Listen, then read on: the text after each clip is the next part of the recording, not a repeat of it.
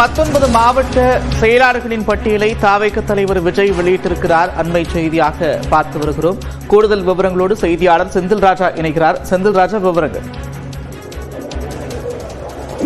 தமிழக வெற்றி கழகத்துடைய 6ஆம் கட்ட பட்டியலை தற்போது விஜய் தன்னுடைய சமூக வலைதள பகுதியில் வெளியிட்டிருக்கிறார்.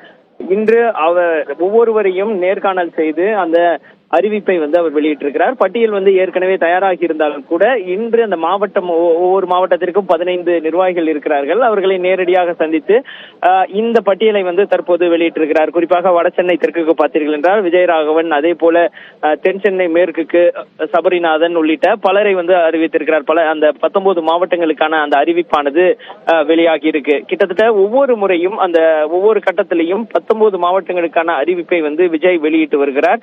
அந்த வகையில் தான் தற்போது இந்த 6ஆம் கட்ட பட்டியலிலும் 19 பேரை அவர் அறிவித்திருக்கிறார்.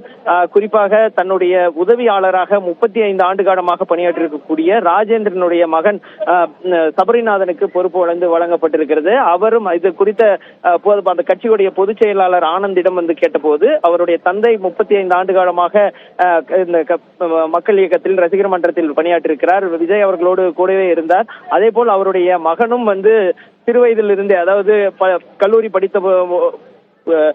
படித்து முடித்த போதும் அவர் இந்த விஜய் மக்கள் இயக்கத்தில் செயல்பட்டார். அதற்கு முன்பு அவர் விஜய் ரசிகராக, விஜயின் நெருங்கியவராக இருந்தார்.